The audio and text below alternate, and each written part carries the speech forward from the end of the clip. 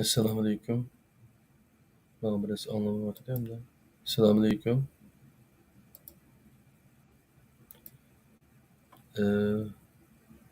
Mana bir narsa anlamayotganda gap qilaveranda o'zi. Assalomu alaykum va rahmatullohi va barakatuh. Qadarlik fidoyilar ekranininki ko'rganlari. Bugungi Qur'ondan nazar programmamizninki 85-sonida monopol qilingan islomninki yana bir tarmog' bo'lgan monopol qilingan iymon degan temada suhbat olib boramiz. Assalomu alaykum ustoz, qanday ahvollar, yaxshimi? Aleykümselam ve rahmetullah. Allah'a şükür. Men yaxshi, fidoyi qarindishimizmi yaxshi. Men bu programdagi qisqacha bir tushuntirishini o'qib o'tay. Yani monopol qilingan iymon. Iymonmi monopol qilinamdi? Bu qanday gap deyishingiz mumkin, ammo nimaga, qanday, nima uchun iymon aytadiganligi aloqador an'anaviy islomdagi belgilamalariga Qur'onning belgilamalaridan nazar solganimizda har xil g'araz va maqsadlarda qutblashgan tuhmatchilar va g'ofillarning monopolligida kontrol qilinib kelganligini bayqaysiz. Ishonmasangiz, bugungi Qur'ondan nazar programmamizning 85-sonida ustoz bilan tafsili buni to'xtalib o'tamiz. Assalomu alaykum ustoz. Biz endi burundan tortib islom dinininki asoslari deb asosligi islom, ya'ni iymonni asos qildi deb bunday tushunib mangan. Ammo yaqinqi o'rganishlarimizda o'zlarining tadqiqotlarida buningki islomninki Allohning din, sizlarga din deb tanlagan, ya'ni bizga din deb tanlagan bu islomninki bunda iymonni asos qilmaydiganligi to'g'riliq so'zlab o'tdilar. O'zlarining temaga kirishdan burun mush to'g'riliq qisqacha bir tushuntirib o'tib, ondan kirsalar texmo yaxshi tushunish bo'ladi deb o'ylayman. Chunki nurg'ulg'a odam asosan bu biz burun tushungandek tushunadi. Sizlar buni qanday tushundirdilar? Qani beraman. Assalamu aleyküm. Dünyanın haqqas joylari hurmatli qarindoshlar. Hammalarning shu vaqt xayrli bo'lsin. Bugun shu monopol qilingan iymon 85-son ekan. Bu nimaniki Qur'on nazar programmamizniki. Shunda bugun monopol qilingan iymon haqida to'xtalamiz. Shuning oldida hozir Abdulaziz qarindoshimiz so'ragan bir savolga javob berish to'g'ri keladi. Rast degandek bizmi kichik vaqtlarda yoki bo'lmaydi shu o'qishni yangi boshlab shu tugutish oldida turayotgan vaqtlarimizda iymon va islomni bir narsa deb tushunib kelgan. Bir odam islomga kirmoqchi bo'lsa, avval u odam iymon etish kerak. Iymonni qabul qilgandan keyin u odam andagi islomga kiradi degan bunday tushuncha yo'q. Ammo Qur'oni Karimni tadqiq qilgan vaqtida iymon ayrim bir narsa, islom ayrim bir narsa ekanligi o'ttirib chiqardi. Iymon nima degan vaqtda e'tiqod. E'tiqod degani har bir inson ishonish orqali, ya'ni o'zi nimaga ishonmoqchi bo'lsa, shuning ishonish orqali o'ziniki qalbini bu narsaga bog'lash demak endi. Biz Allohga ishonamiz. Allohga ishongan inson o'zining qalbini Allohga e'tiqod jihatdan, ya'ni ishonish jihatdan bog'lash degan ma'noni bildirdi. Buni Alloh taolo Qur'onda har bir insonning shaxsiy ish qatorida bayon qildi. Yani "Femen şa'e felyu'min ve men şa'e felyekfur. Lekum dinukum veliyedin" degan oyatlar orqali "La tasubbullazina yad'una min dunillahi fa yasubbullaha adwan bighayri ilmin" degan o'xshash nurg'unlagan oyatlar var Qur'onda. Shu oyatlardagi umum mazmuni asoslangan vaqtida iymon etish, bir narsaga e'tiqod qilish har bir insonniki shaxsiy o'zining ishi ekanligini ve onunla Allah Teala asla özü mecburlamaydiganlıqni. Xalisi işindigan, xalisi işenmeydigan, xalisi bir narsaga ishinib oxirini chikatsa bo'ladigan o'zining shaxsiy ishi qatorida hisoblangan. Ammo islomga kelgan vaqtda desa, islom e'tiqod emas. U bir e'tiqod, iymon masalasi emas, u bir jamiyatning tuzumi. Jamiyat tuzumi bo'lganligi uchun u tuzumda Alloh taolo iymonni shart qilgan. Yani iymon ishonch degan o'zi ishonish degan ma'noni bildirgan bo'lsa, islomcha desa tinchlik o'rnatish. Tinchlik o'rnatish bir tuzumi degan gap. Ya'ni bir sotsializm yoki kommunizm yoki kapitalizm degan o'xshash bir tuzum. U tuzum o'zi o tuzumning ichida e'tiqod bo'lmaydi endi. E'tiqod u insonlar orasidagi ish bo'lg'achqa, insonni boshqaradigan bundaq ish bo'lg'achqa, unida o'zi bir inson, yana bir insonga yoki bir inson u davlatning raisiga degandek e'tiqod bog'lashga burilmagan. Faqat nima qilishga deganda shuni qabul qilishga va shu bo'yicha ish qilishga, bo'ysunishga burilgan. Shuning uchun bu yerdagi narsa nima bo'lsa, islomni hamma odam e'tiqod deb tushunib oladi. U islom e'tiqod emas, tuzum, ya'ni sistema. Turkiyani misol olsak, Turkiyaniki sistemasi loyiqlik. Ya'ni tuzumi Turkiya loyiqlik tuzuminiki ustiga qurilgan bir davlat. Endi bu islomcha degan vaqtda islom shunga o'xshash bir tuzum bo'lib, bu islom o'zi islomni asos qilgan bir davlat, islomdan iborat bir tuzumning ustiga qurilgan bo'ldi shu vaqtda. Buning hech qanday o'zi islomdagi tuzumiga asosan hech qanday bir nimani e'tiqodni asos qilmagan bir tuzum.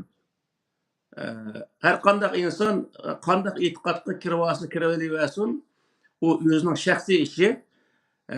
Bir inson ikkinchi bir insonga e'tiqod sababidan o'z dushman bo'lish, e'tiqod sababidan do'st bo'lishga o'xshash bundaq narsa u nimada do'st bo'lishga bo'ladi, lekin balki dushmanlashishga mening e'tiqodimga o'xshamaydi ekan, uning e'tiqodiga o'tirib, e'tiqodi o'xshamaydigan odamning o'zini haqoratlashga, uning qani halol, meli halol deyishga bo'lmaydigan darajada bundaq o'zi Qur'oni Karim aytgan cheklamalarni o'tirib qo'ygan. Shuning uchun bu yerdagi narsa nima degan vaqtda bizning eng ajratib oladigan narsamiz iymon bir e'tiqod. Yani Alloh bilan insonning orasini, yani Allohga ishonadigan inson bo'lsa, u vaqtda Alloh bilan o'zining orasini ishonch bilan bog'lash ma'nosini ifodalaydi. Bunda odamlar ibodat qiladi. Ibodat degan nima bo'lsa, namoz o'qiydi, ro'za tutadi. Ya'ni o'zi iymon etgan odamlarga majbur. Ya'ni o'zi uning sirtida Qur'onda vel asri innal insana lafi khusrin illallazina amanu va amilus solihat degan o'zi oyatga asosan u islomda belgilangan butun o'zi yaxshi ishlarni qilishi va yomon ishlarni o'zini nim qilishi, ya'ni uni o'zini cheklashi, ya'ni mana shu vaqtida bu o'zi o nimaniki o odamniki majburiyat bo'ldi. Ya'ni bir odam iymon etgan bo'lsa, u odam agar islomni qabul qilmasa, u vaqtda iymon bo'lmaydi. Chunki Qur'oni Karimda Sura Baqaraning 5-da va minan nasi man yaqulu amanna billahi va bil yawmil oxir va ma hum bimu'minin. Yukhadi'una Alloha vallazina amanu va ma yakhda'una illa anfusahum va ma yash'urun deydi. Biz Allohga oxirat kuniga ishondik degan odamlarni bu odam o'zi haqiqiy iymon etgan odamga o'xshaydi deb o'ylab qolmoqda deydi Alloh taolo Qur'onda. Nima uchun degan vaqtda u Allohga, ya'ni o'ziga o'xshash iymon etgan kishilarga yoki insonlarga hiyla ishlatganligi uchun. Ya'ni bir odam Qur'oni Karimda hiyla ishlatish, bir odamga o'zi hiyla-mikr qilish, bir odamga o'zi yolg'onchilik qilish yoki uning to'zoq qurish ishlari Qur'oni Karim cheklangan islom prinsiplarida. Bu islom prinsiplaridan birisining o'ziga xato qarshi chiqsa, u odamning iymoni bekor bo'lib ketadi degan. Misol iblisni misolga olsak, iblis Alloh taoloni tanimay qilib, Alloh taoloniki bor birlikni inkor qilganlik sababidan u kofir bo'lib ketmadi. Nima sababdan kofir bo'ldi degan vaqtda odamga hurmat qil. İnsanlar zodi, ya'ni koinotga har qanday bir maxluq, yana bir maxluqqa hurmat qilish. O'ziniki Allohning oldidagi bir o'xshash bir maxluq bo'lish sifati bilan bir maxluq ikkinchi bir maxluqqa hurmat qilish bu Alloh taolo belgilagan bir narsa. Ya'ni bir odam bo'lsin, yana bir odam o'zi hayvon bo'lsa, yana birisi hayvon bo'lsa, yana bir hayvonning orasida hayvonga hayvoncha hurmat bilan qarash. Onun özünü hakaretlep, onu azarlap qilishga bo'lmaydi. Qur'oni Karimdagi ko'rsatmasi bo'yicha. Xuddi shunga o'xshash bir odam yana bir odamga, bir maxluq ikkinchi bir maxluqqa bunaqa huquq sohasida biz so'zlab o'tdik. Buning o'ziga hurmat qilish, ya'ni o'z joyida hurmat qilishning o'zi bu Qur'oni Karim belgilagan narsa. Yani Allah Teala belgilegen neyse, Allah'ın bu belgelemesi karşı çıkışını öz söylese, Allah'ın yani İslam'daki belgelemesine emelge aşılmagan bulduk. Onun karşı çıkan buldu diyen gibi. İslam'ın belgelemesine karşı çıkan Adem imandan ketdi diyen gibi. Ayrıca İblis'in özünü Allah Teala şu hürmet kıl diyenlik için, onun hürmet kılmaganlık için Adem'e o kafir olup ketkenligini Kur'an-ı Kerim'de bayan kıldı. Onu kafir olup ketişi, İslam'ın prensiplerinin birisiga amal qilmaganligi uchun kafir bo'lib ketganligini bildirdi. Demak, bu yerdagi narsa nima degan vaqtda ikkisini orasida mantiq jihatni aytgan vaqtda umum xusus minvaj degan bir narsa bor. Ana shunday bir narsa bor. Bu nima degan bo'ldi desa, har qanday bir mo'min musulmon bo'lmay turib, u o'zi mo'min bo'lolmaydi. Ya'ni Qur'oni Karimda uning uchun ya ayyuhallazina amanu dukhulu fis-silmi kaffatan degan oyat bor. Ey müminler, umum yüzlü İslam'a kiramlaydı. İslam'a kirme yani tinçlik, yani tinç bir cemiyet berpa kılma, ya tinç bir cemiyet berpa kılınan cemiyete kirmey durup, o adam özündeki müminliğini ifadeleyemaydı diyen gibi. Hem de İslam'a kirgen, her kandak adam iman etiş şart mı diye vakti, iman etmeyen insanların İslam'a kiralaydı. Yani o zaman imanni qabul qilmay turib o'zimning e'tiqodini qilib qolaman yoki hech qanday bir e'tiqodni qabul qilmayman, ammo islomdagi prinsiplarni men qabul qilaman. Bir-biriga yaxshilik qilish, yaxshi o'qish, axloq bo'lish, bir-biriga hurmat qilish, deganga o'xshash shunday o'g'irlik qilmaslik, sinoq qilmaslik, aroq ichmaslik, yolg'on so'zlamaslik, hiyla-mikr ishlatmaslik, bo'xton chopilmaslik deganga o'xshash nurg'unlagan Qur'oni Karimda o'tirib qo'ygan prinsiplar bor.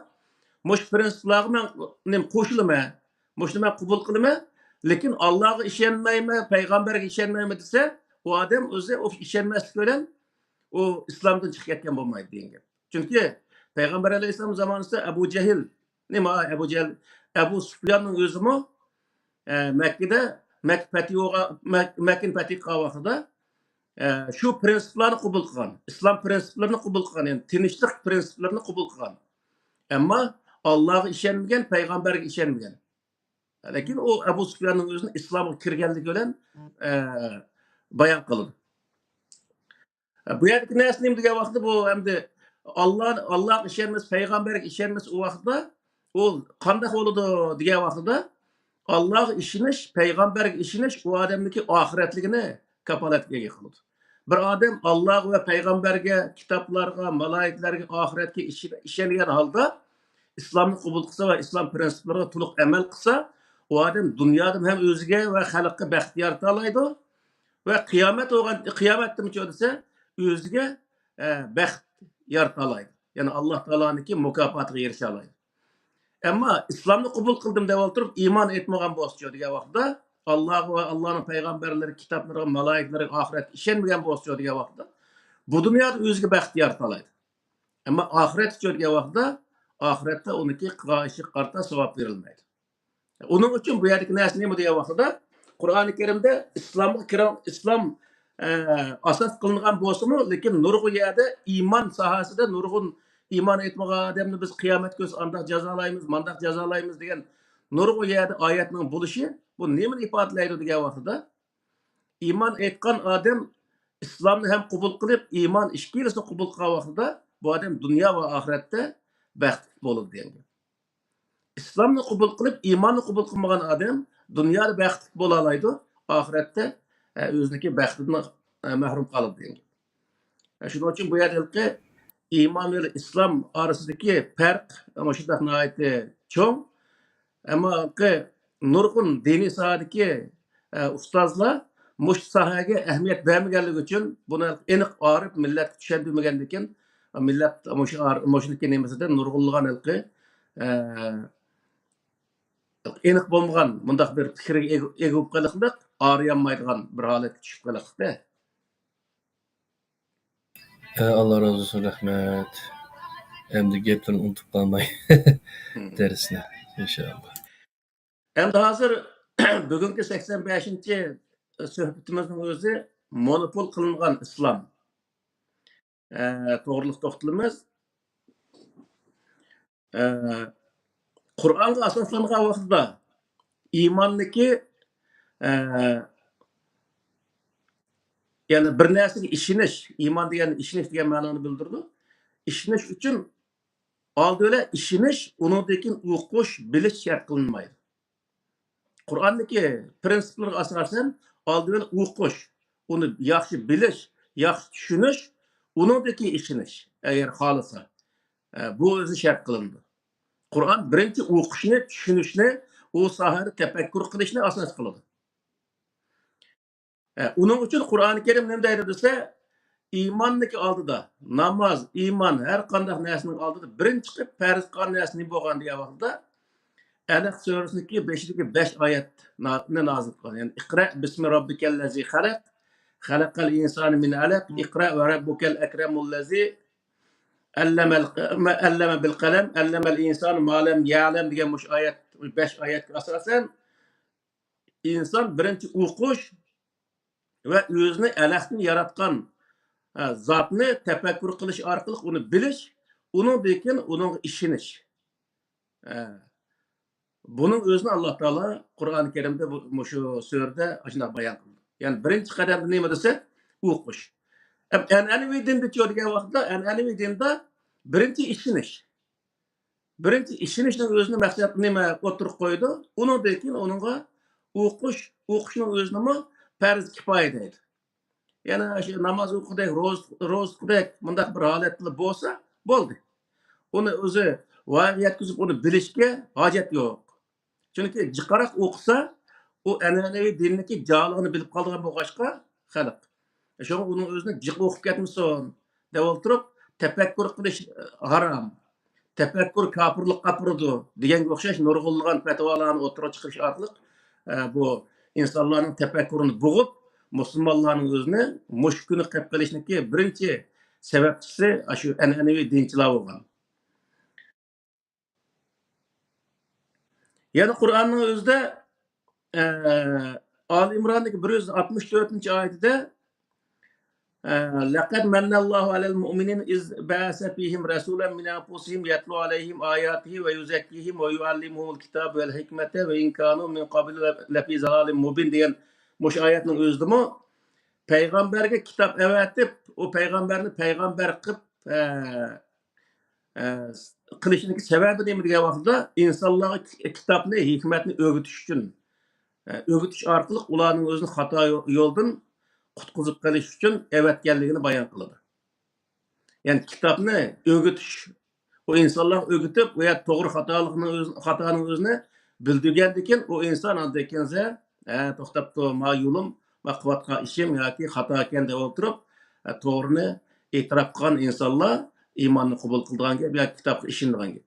Buning o'zini bayon qildi. Ya'ni bu yerda nimani bildirdi desa, birinchi o'rganish nihoyat muhim narsa ekanligini, o'rganmay turib, qarg'ularcha ishonishniki nihoyat xato ekanligini bildirdi.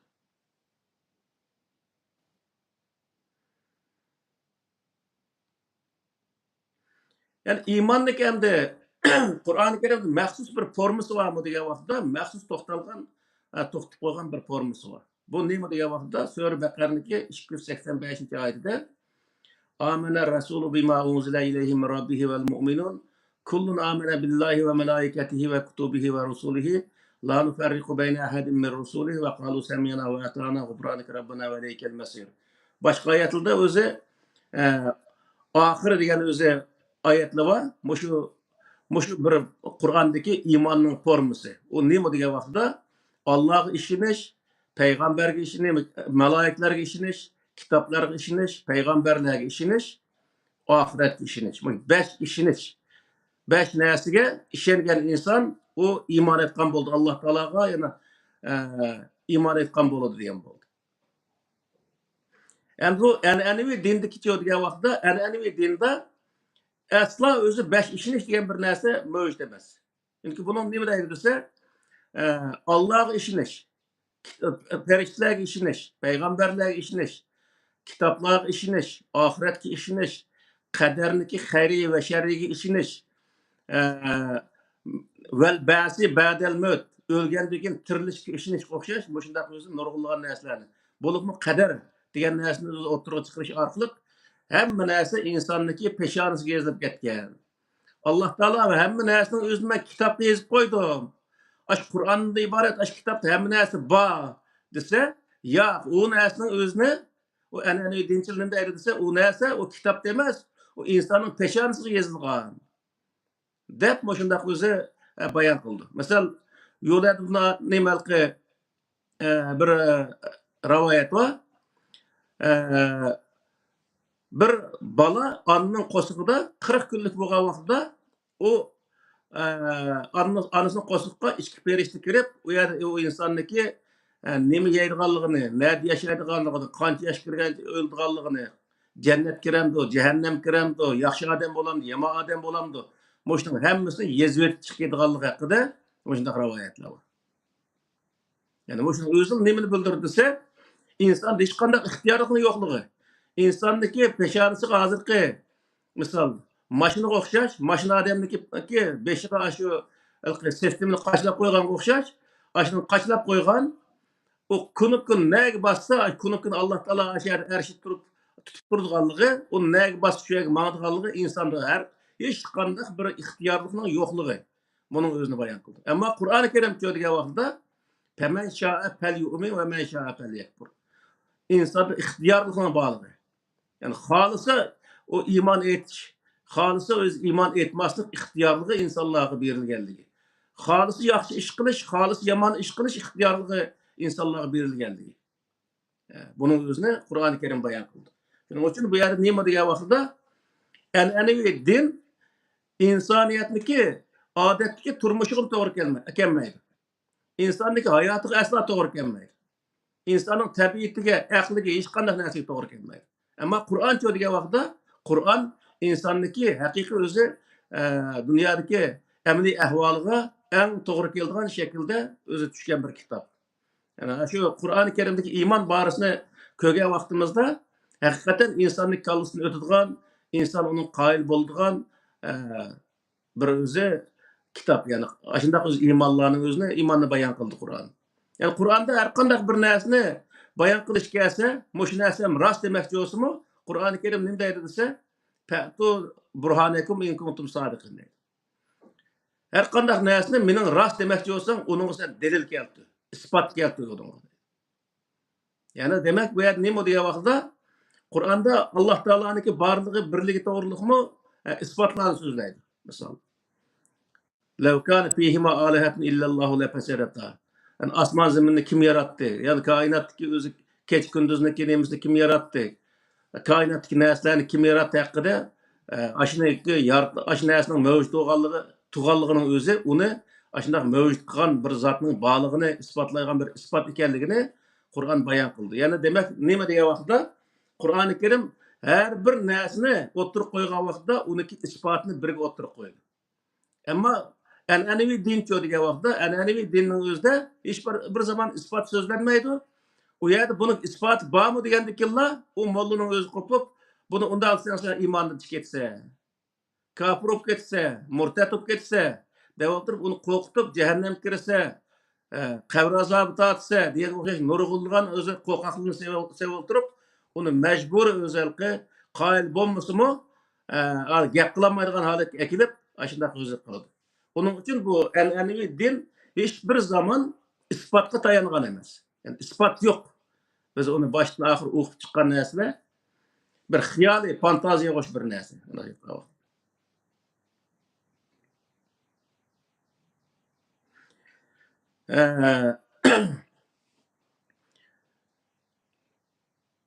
Qur'on iymonni insonlar iymon etish, etmaslik ixtiyorligini ve onunki ceza mukafotini qiyomatda beradiganligini bayon qildi.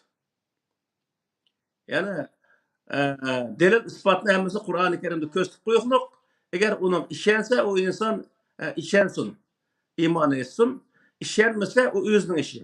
Ammo uniki jazo va mukofoti qiyomat kunsi ishongan odamlarga ishongan bo'yicha mukofot berildi. İşenmeyen insanlarga işenmeyen boyunca onun ceza kıyamet günü verildi dep Kur'an-ı Kerim bayan kıldı.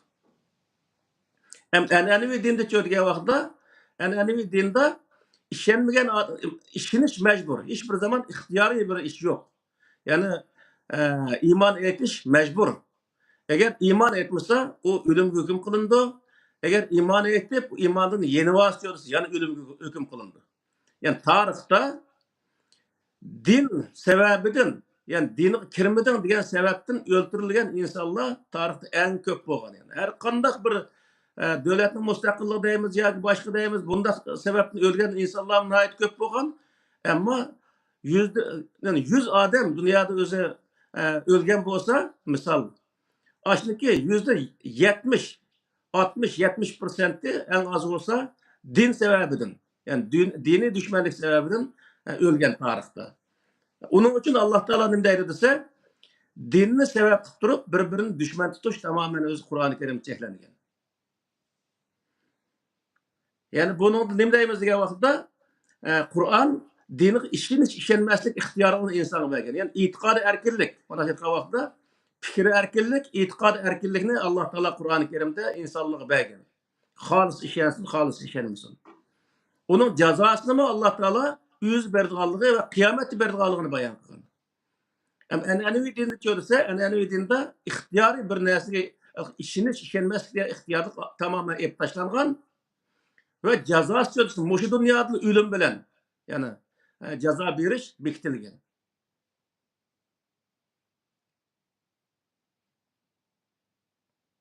Yani bunu da sonra Kehf'inki 29. ayetinin özünde femen şa kul ve kulil hakku min rabbikum femen şa felyu'min ve men şa felyekfur inna a'tedna lizzalimin naren ahata bihim suradiquha ve yestagîsu yugâsu bimâin kelmuhli yeşvul vücûh bi'sel şerâb ve sa'at murtefaka diye moş ayetinin özündeydi. Hak diyene Kur'an-ı Kerim.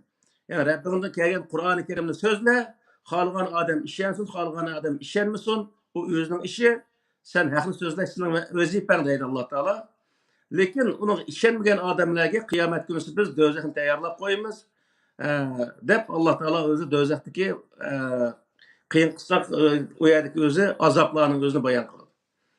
Yani muş azaptan qo'rqmasan kıyamet günü özü kıyamet günü meniki nimem öz hayatım bir yaxshi hayatga erishsin desanglar bu dunyoda o'zi iymon etib uni o'zini yaxshi o'qib tushunib ishlangan yaxshi demakdir. Yani Sure Bakara'nınki 38-39. ayetinde قُلْ نَهْبِطُوا مِنْهَا جَمِيعًا فَإِمَّا يَأْتِيَنَّكُم مِّنِّي هُدًى فَمَنْ تَبِعَ هُدَايَ فَلَا خَوْفٌ عَلَيْهِمْ وَلَا هُمْ يَحْزَنُونَ وَالَّذِينَ كَفَرُوا وَكَذَّبُوا بِآيَاتِنَا أُولَٰئِكَ أَصْحَابُ النَّارِ هُمْ فِيهَا خَالِدُونَ degan mush ayetning o'zidami agar sizlarga millatni bir hidayet gelse, hidayet degani yani Allah Teala'nın dini. Kim o hidayet men evetken hidayet işense onun kıyamet günü kaygırış olmaydı. Yani cennet girdi o adam diyen gibi. Ve benim ayetimi işenmeyi onu yalgan çıkargan adamlar olsa dözek girdi diyor Allah Teala. Demek ki bu yerdeki neyse neyim o diye vakıda o Kur'an içergili olmaydı o. Diyen gapga işenmezden onu okup, mulayiz kılıp, tefekkür kılıp Allah Teala'nın kainatı yaratkan bütün kainatını her kainatın içinde yaratkan her nesinin özünü tefekkür kılış arkalık Allah Teala'nın kudretini cheksiz ilmini, cheksiz kudretini düşünüş arkalık işense o adam tuluk işengen boludu, işini alaydı hem işini tuluk ispatlap alaydı. Bu vakıda özüne dünya ve ahirette kutup kalalaydı deyin.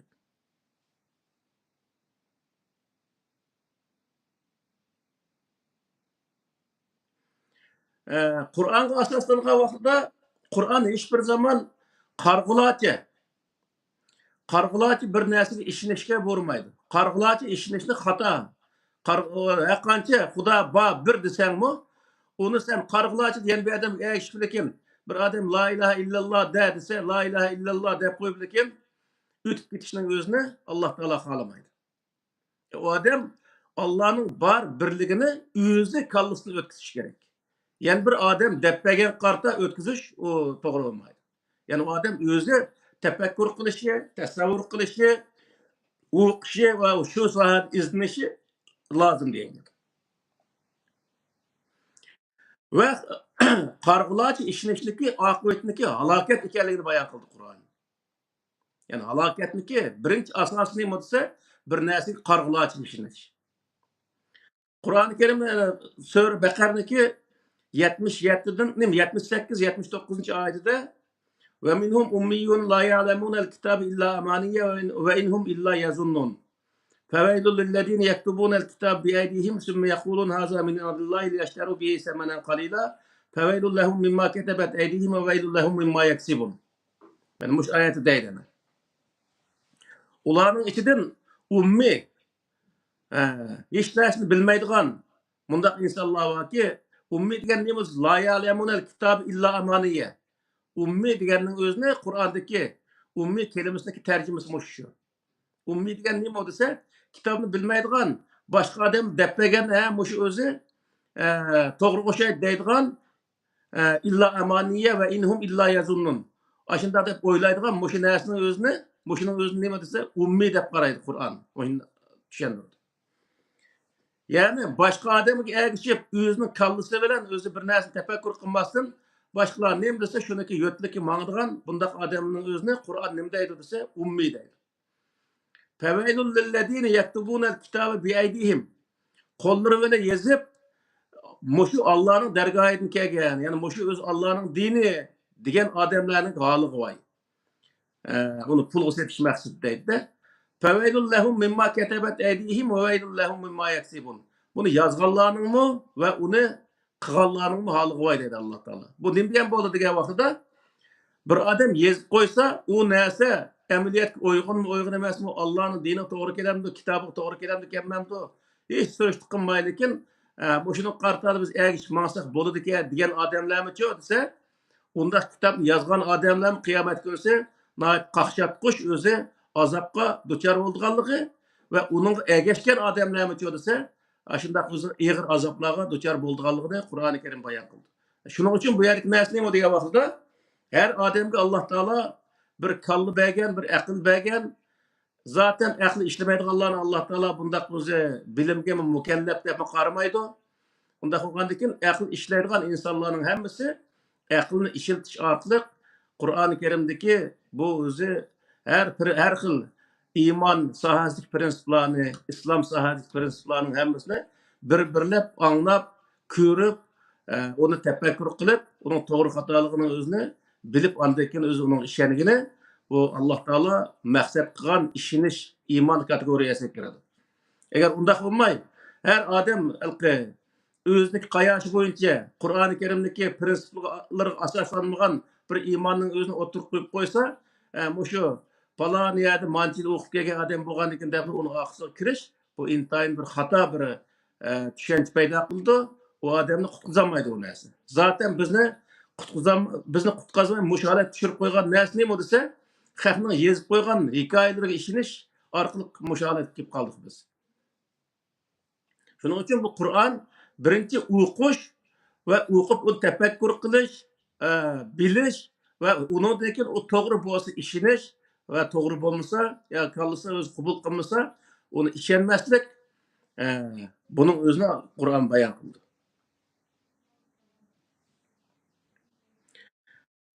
Qur'onda yani imanın muqim forması var mı diye vaxtda bay degengidek muqim forması var. Yani Allah'a işiniş, periştelerge işiniş, kitaplarga işiniş, peygamberlerge işiniş, ahiretge işinişten ibaretmiş 5 işiniş bu imanniki prinsipi. Yani iman bu 5 narsaga işengen vaxtda o adam iman etkan boludu. Endi an'anaviy dinni degan vaqtda an'anaviy dinda boy degandek 6-7 xil narsalar bor. Ba'zilarida 6 xil qadarni qo'shib qo'ydi, 6 xil bor. Ba'zilari misol Allohni tasvirlagan vaqtda Qur'oni Karimda Alloh o'zining bor va birligini cheksiz qudratli bir zot ekanligini va o'zini arshining ustida ekanligini o'zini bayon qildi. Har narsani arshining ustida turib o'zi kontrol qilganligini o'zini bayon qildi Qur'on. Endi bu an'anaviy dinda degan vaqtda an'anaviy dinda har mazhab o'zi qarta bir o'zi Alloh tasavvurini o'tirib qo'ydi. Yani Allah Teala Kur'an-ı Kerim'de ben erşinin üstünde dep bayan kılsa ya o erşinin üstü demez. O Allah'ın erşinin üstü desek bir makamga has kılıp koygan bolumuz o bolmaydı. Allah özü men erşinin üstü dese o Allah'ın sözünü ret kıldan gep yani.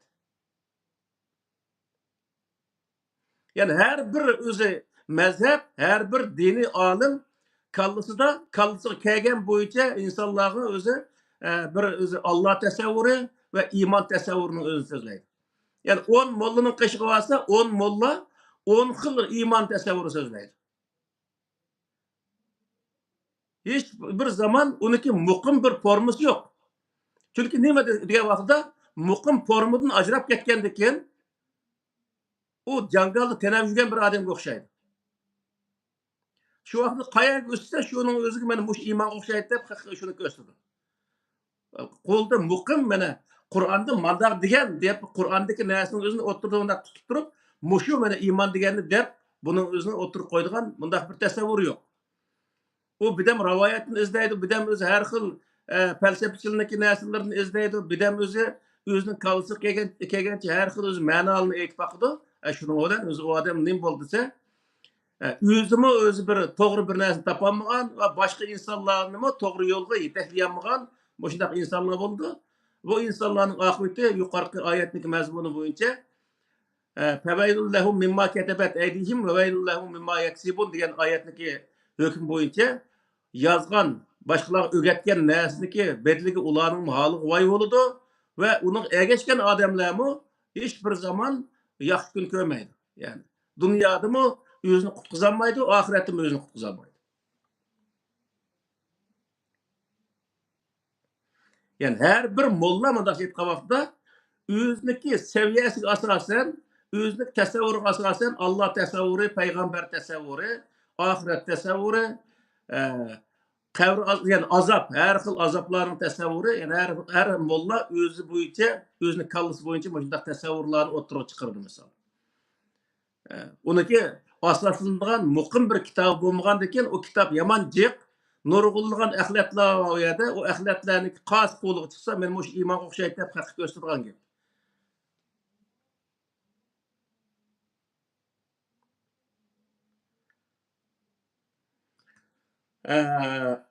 Yana Qur'on iymonda hech qanday bir mazhabning o'zini asosga nima mazhabga asoslanishini o'tirib qo'ymaydi. Yani to'sidi. Har qanday mazhabni to'sidi. Yani faqat Qur'onni asos qilgan bir o'zi iymon bo'lishi kerak. Boshqa jamiyatda eqib yurgan hech qanday bir mazhabga ergishishga bo'lmaydiganligini o'zini bayon qildi. Yani bu vaqtda Qur'ondagi An'am surasidagi 159-oyatida "İnnellezine ferraku dinahum ve kanu şiyan lasta minhum fi şey. İnnema emruhum ilallahi sümme yunabbihum bima kanu ya'malun" degan mush oyatniki mazmuniga asosan. Yani o'zi Peygamber Aleyhisselam devatı Allah Teala sen dinini paramparça qilib har xil o'zi mazhablarga bo'linib olgan odamlarni hech qanday mazhabida bo'lishingga bo'lmaydi. Qasi nimada bo'ldi vaqt Peygamber Aleyhisselam degan vaqtda Peygamber Aleyhisselam faqat Allah Teala Qur'onda ko'rsatgan shu o'z Qur'ondagi iymon prinsiplariga amal qilishga, ashundaq o'zi tushunishga, undan boshqa bir tushunish yo'lini yo'qligini o'zini bayon qildi. Yani hech qanday bir mazhab Qur'onning sirtidagi mayli ahli sunnasi bo'lsin, mayli o'zi shiyasi bo'lsin, mayli rofizisi bo'lsin, mayli nimalqi murjiyalar bo'lsin, nima deymiz? Ashuna nurg'ulg'an budagi hozir 70 mazhablar bular. Aşı mazhabning qanday bo'lishidan qat'iy nazar hech qanday bir mazhabda bo'lish Qur'oni Karimga to'g'ri kelmaydi.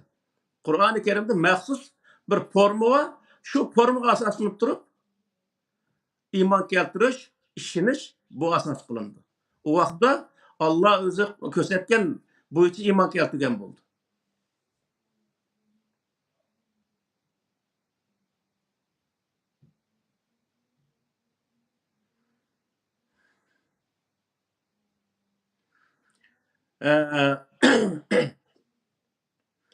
Qur'onda bir insonni u insonniki diniy e'tiqodi yoki mazhabi har xil yoki millatiga asoslanib turib salom qilish yoki uningga muomala qilishni to'sidi.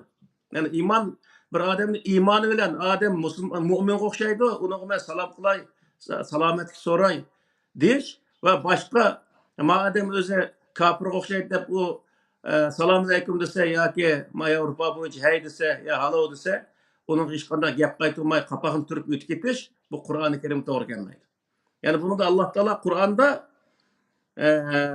Sura Nisa'nın 94. ayetinde Ya eyyühellezine amenu izâ darabtum fil arzi fi sabilillahi fetebeyyenu ve la tekulu limen elqa ileykumus selame lestem mu'minen. Bunun özü nemi bildirgisi? Bir adam selamun aleyküm. Arap memleketlerine vasıf selamun aleyküm deydi misal. Bizim memleketimizde yaxşı mısınız deyimiz. Türkler günaydın deydi, maydı, halov deydi. Bir adam başında degan bolsa, bu vaqtda biz nima deymiz degan vaqtda uni yaxshi gap bilan javob qaytarishimiz lozim. Ya'ni sen o'zi mo'min emaskansa, sen men javob qaytarmayman deb o'zi iymonni bano qilib, o yana bir odamning o'zini haqoratlash, yana bir odamga azor verish Qur'oni Karimda cheklandi. Ya'ni uning diniy e'tiqodi kim bo'lishidan qat'iy nazar, qaysi millat bo'lishidan qat'iy nazar, uning bilan o'zi yo'lda ketayotgan vaqtda yaxshi o'tib, salomlashib o'tishning o'zi Qur'oni Karim belgilagan bir belgilama degan.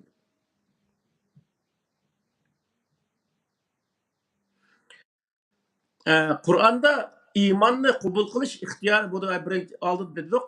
Iymonni qabul qilish insonning ixtiyorligi berilgan. Ammo islomni qabul qilish majbur.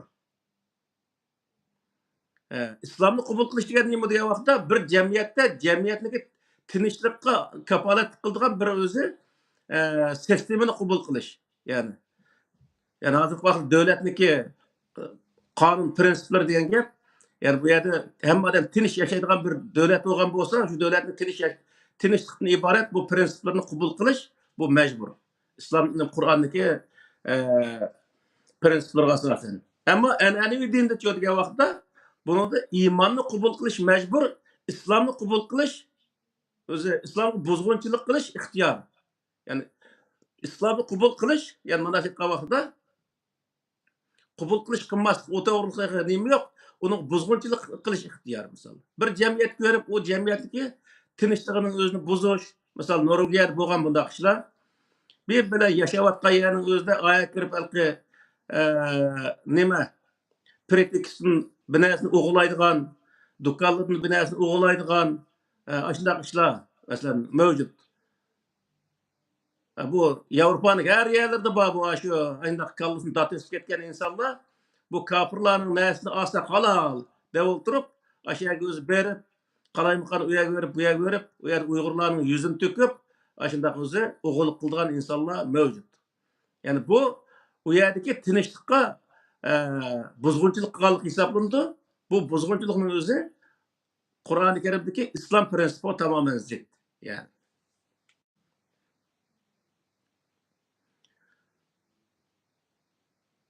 Qur'onda insonlarni musulmon holatda o'linglar deb bayon qiladi. Buyuruydu. Ya'ni emir buning o'zi bir buyruq Alloh taoloniki. Bütün insonlar musulmon holatda o'lish bu o'zi Alloh taoloniki islomni tushirishdagi birinchi maqsadi. Ya'ni qanday din, qanday e'tiqodda bo'lishdan qat'iy nazar, qanday millat bo'lishdan qat'iy nazar, u tinch bir jamiyatni barpo qilish uchun kurash qilib o'lish o insonlikniki har bir insonning insonlik vazifasi degan gap. Qur'oni Karim buni bayon qildi.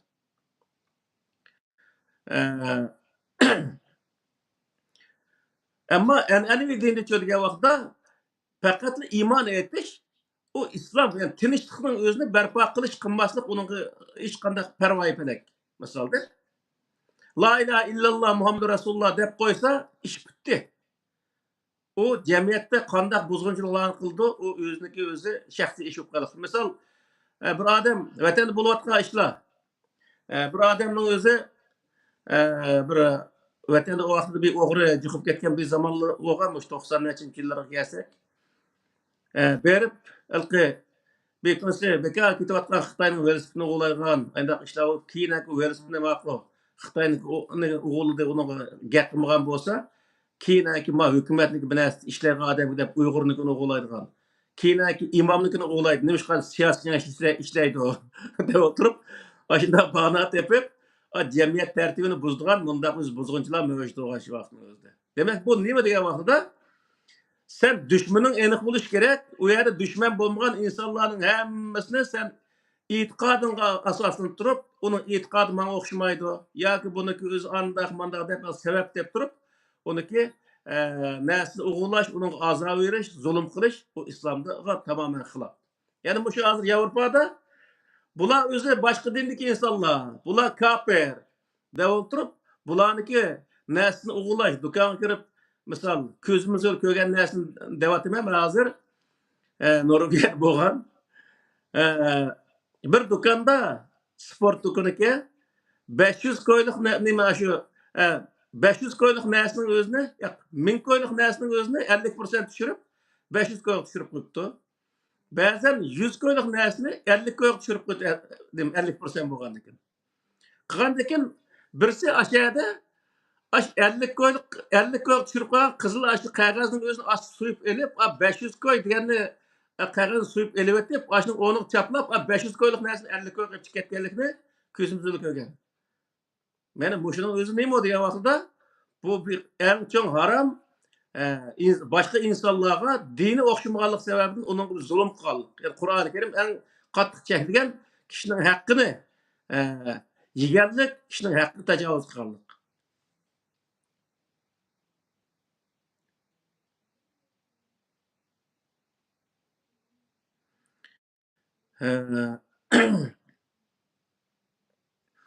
Yani bay degankidek Qur'onda e'tiqod sabablik bir odam yana bir odamni dushman tutish, bir odam yana bir odamni haqorat qilish, laqam qo'yish cheklangan. Yani Qur'onda nima deydi degan vaqtda xulos qilgan vaqtning o'zida lakum dinukum valiyadin deb yashaysiz.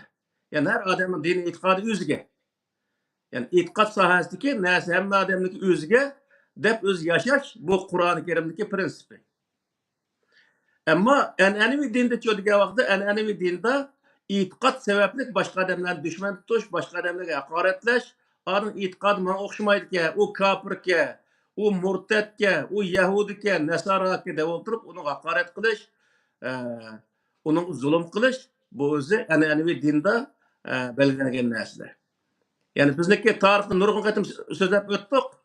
Ashtuq Buğraxonning zamonlarida, misol islomni qabul qilgandan keyin Uyg'urlar qanchalik qirilib ketgan shu vaqtda. Nima uchun degan vaqtda islom yana la ilaha illalloh Muhammad Rasululloh degan odamni o'ltirish o'zi lozim degan o narsa haqiqiy yozilib ketganligi uchun agar o'zi la ilaha illalloh Muhammad Rasululloh deb qo'yib, uni yenib olgan bo'lsa, unga 3 kun muhlat berish, 3 kungacha yana qaytib o'zi la ilaha illalloh Muhammad Rasululloh demasa, uni yana qaytib o'ltirish. Yani shunday prinsiplar bo'lganligi uchun Uyg'urlar tarixda nihoyat ko'p shu dinning sababidan, an'anaviy dinning sababidan yana o'ltirilib ketgan.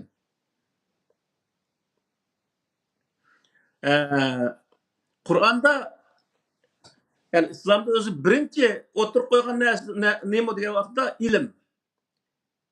Ilm va amal.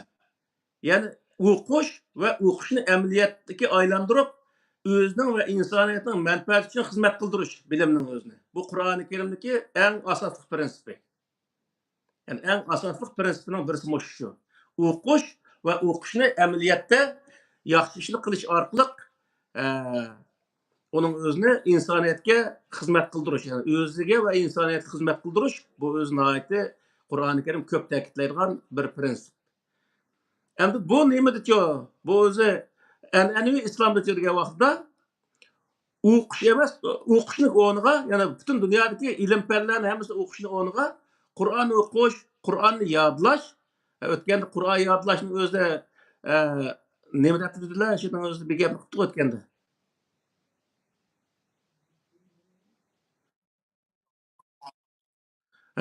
Qur'on yodlashni bir narsa deb bizga biz debdi bir narsani o'tganda. He, Kur'an yodlashni yo'q, Kur'an yodlash gunoh deb dedi debchi. Biz Qur'onni mazmunini o'qimay turib, hech narsani bilmay turib, quruq yodlab olishning o'zini to'g'ri emas dedik. O to'g'ri emas. Qur'onni bilinglar deydi Alloh taolo. Uni bilinglar, tushuninglar deb o'zi. Sizlarni biladi deb tushundik uni. Tushunadi deb tushundik deb Alloh taolo nurg'un yerda la'allakum taqilun, la'allakum ta'lamun degan nurg'un oyatlar bor. Shu oyatlarga asosan uni sizlarga biladi degan asos tushundik. Uni kallangni ishiltib degan asos tushundik degan nurg'unlagan yerda bizga buyruqlar bor. Bilmay turib, biz kichik vaqtida Xitoyniki Dongpanxo tayyashi Jongo nima cho'liga mavzudonga shunday bir naqsni yodlab ashuni aytatdik, ammo uni hech qanday ma'nosining o'zini tarjimasini bilmaydik. Xuddi shunga o'xshash uning o'zini Qur'onni quruq yodlab qo'yib, oqibatni o'zi uning hech qanday o'zi tushunmaydigan o'qish u Qur'onni haqiqiy shaklda o'qiganlik hisoblanmaydi. Shu gapni qilgan odam shuni o'zini bilish kerak. Yani Qur'onni quruq yodlab qo'yish insonga nima foyda beradi misol. Shuning uchun Qur'onni hech bo'lmasa tarjimasini o'qish lozim. Ham tarjimasini nurg'un qatam dedik, ham to'liq bo'lmasa asosan kallani ishlatsa yana bir narsani tushunadigan bo'ladi shuning ichidan. Tushunish lozim. Tushunib o'qigan nihoyat yaxshi. Shuning uchun Qur'on nima deydi desa, u Qur'onni tushunib o'qishni o'zini maqsad qiladi. Ammo biznikilar bo'lsa tushunmayligi 30 par Qur'onni yodlab olishni maqsad qiladi. O yodlab olgan narsa o yodlab olgan qaraxonini qutqizolmaydi va atrofdagi insonlarni qutqizolmaydi. Shuning uchun bu yerlik narsa nima degan vaqtda bu yuqoriqilarning hammasi an'anaviy din Qur'onni yani haqiqiy iymonni, Qur'onga bo'lgan iymonni va iymonga bo'lgan amallarni qanday monopol qilganlik haqidagi bir azroq bir tushuncha. Bu sohada to'xtalsak, kecha kunduz yana so'zlasakmi, nihoyat uzun bir vaqt ketgan bir ish. Az bir o'ziniki misol sifatidagi bir tushunchalar. Qur'onni qo'lingga olsang, bundaq tushunchalarning o'zini, masalan, Sahih Buxoriy, Sahih Muslimni hozirgi tarjima qilinib ketdi, shu fiqh kitobini olib turib, ishkini selishtirsanglar, nurg'unlagan shundaq o'zi o'xshashmaydigan fikrlar o'tirg'i chiqadi. Ya'ni u fiqhda bo'lsin, yoki bo'lmaydi, shu aqida kitoblarda bo'lsin, yozilgan narsalar iymon, e'tiqod, amal sohasidagi narsalar odamning kallasidan o'tmaydigan narsalarga yozilgan, yani fantaziyaga o'xshash. Qur'oncha degan vaqtda Qur'onni Alloh taolo Qur'onni o'zida yana va bil haqqi anzalnahu va bil haqqi nazal degan bo'lg'achqa amaliyotga uyg'un keladigan va amaliyotni, ya'ni insonning hayotini hal qiladigan bir kitob holida tushundik degan bo'lg'achqa buningdagi butun oyatlar hammasi insonlarniki hayotiga to'g'ri keladi. İnsanın hayotini to'g'ri holatda hal qiladigan bir metodni o'rgatadi insonga. Shuning uchun biz ishongan kitobimizga biz agar mo'min bo'lsak, kitob ishonadigan bo'lsak, bu vaqtda o kitobni yaxshi tushunishimiz lozim. Musulmon bo'lsak ham garchi o kitobni o'zini yaxshi o'zi tushunib, musulmon bo'lganimiz nihoyat yaxshi.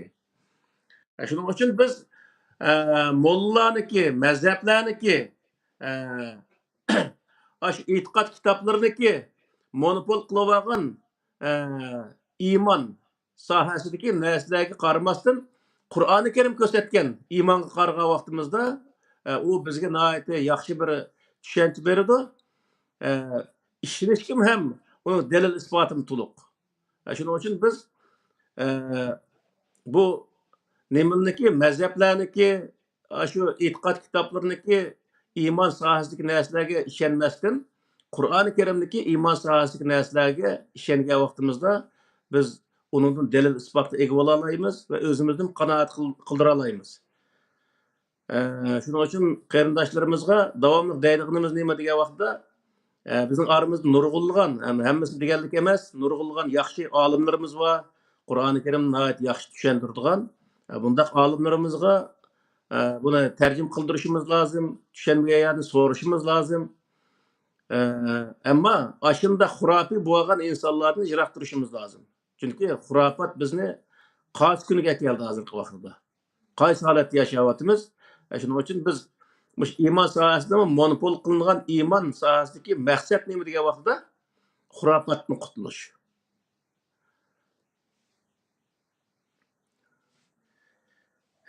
Xo'sh.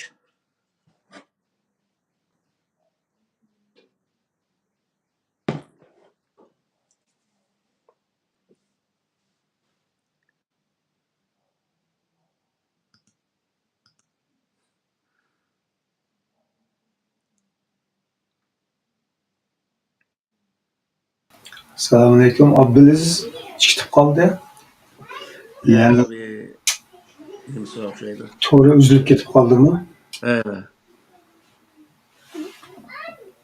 Yaxshi bir mazmun yoritildi. Abdulaziz kirdi. Abdulaziz davom qilaversin. Siz davom qiling Abdulaziz. Yana üzülüp ketdi o.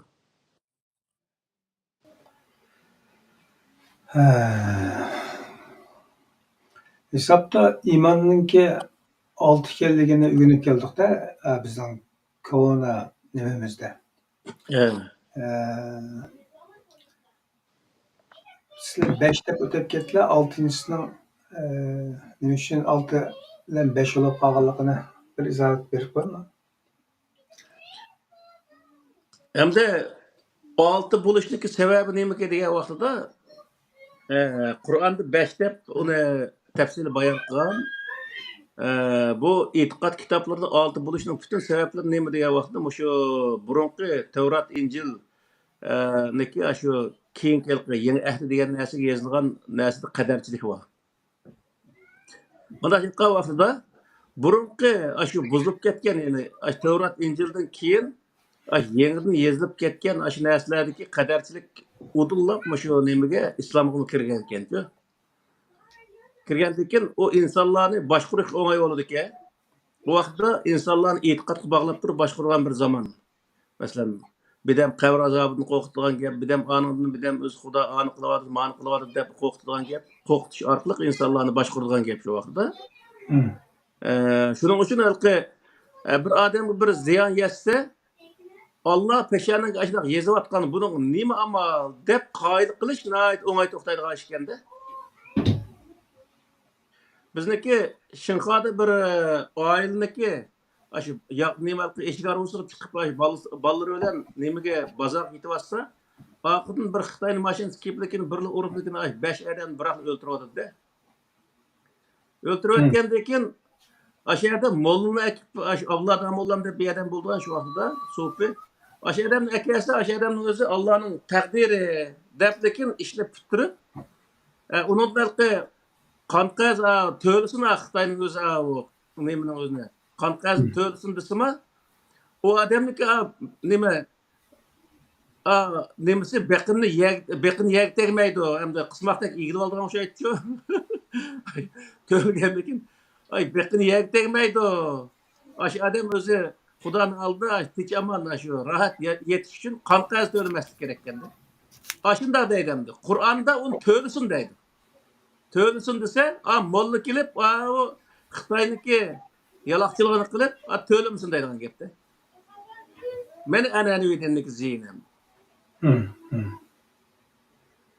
Uni nima deydi desa, Alloh taolo uniki peshanasiga ashunaq yozib etgan deydi-da. Qadarchilik apirdi uning o'zini. Qur'onning o'zida hech bir yer insonning peshanasiga yozayotgan to'g'riliq bir tal oyat yo'q. Alloh taolo men hammani yozib etdim deydi. Nega yozib etdiniki deb so'rasa, nima izlasak, u nereden chiqadi? Qur'ondan chiqadi. Lavhul mahfuzda. Hamma narsani insonga xos narsalarning hammasi Qur'onda yozilgan. Bütün kainatga doir narsa hammasi lavhul mahfuzda yozib qo'ygan bo'lsa, bizniki yo'l xaritamizning hammasi lavhul mahfuzning ichidagi bizga xos narsa Qur'on. Shu Qur'onni o'zi bizga tushirib, shuning ichidagi bir tarmoq bo'lgan bu Qur'onni bizga tushirib masalan. Men shu Qur'on qo'limiz turg'an, Qur'onda biz hamma narsani yozdim. Sizlar o'z qisos elinglar, qasddan o'ltirgan bo'lsa, o o'lim jazosi bersanlar bo'ladi. Qasddan o'ltirmay sahvanlik o'ltirib qo'ygan bo'lsa, uning o'zi qanqaz to'lash kerak degan Qur'on Karim ochiq oyat bo'lsa, u oyatni qilib qilib, uning o'zi beqini yeg tegmaydi deb o'tirib qanqazni olib qo'ymaydigan gap. Mana bu an'anaviy dinniki insonlarga solgan ziyni misol. Unda qo'yganiki Xitoy xotirjam holatda bostirib o'ltiraverdi degan gap endi.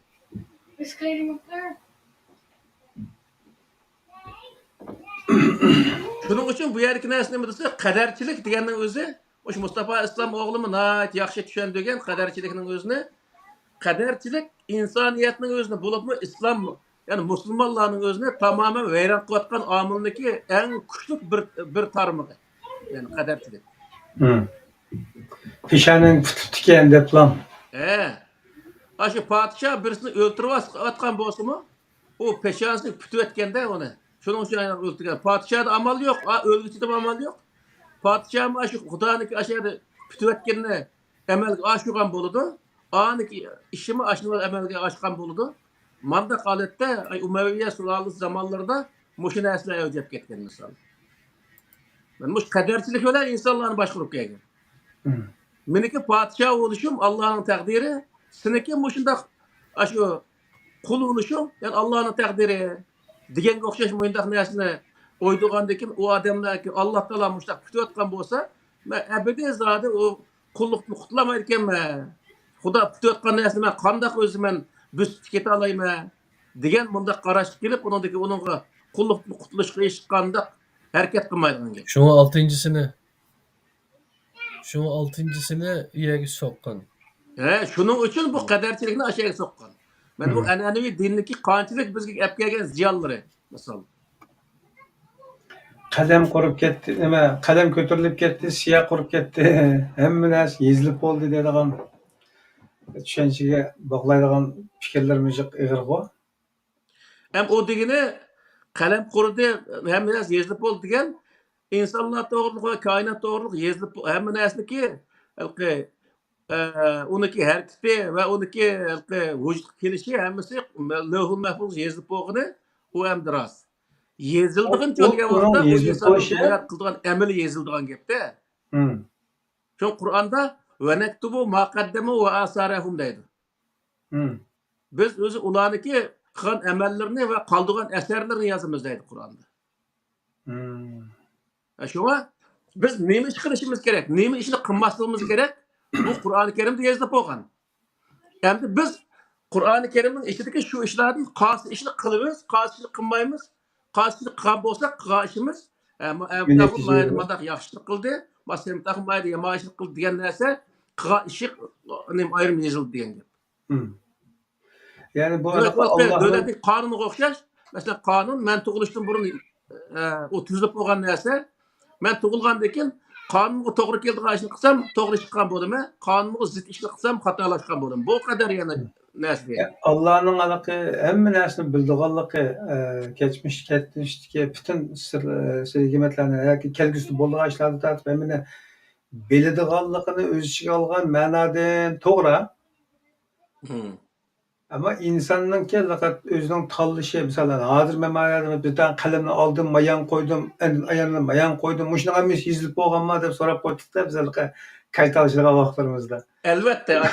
Bunun öz nemi degan vaqtida inson ayniq mayni qila oladiganligini Alloh taolo bilganligi uchun bir hamma farischa bir so'ri bormi?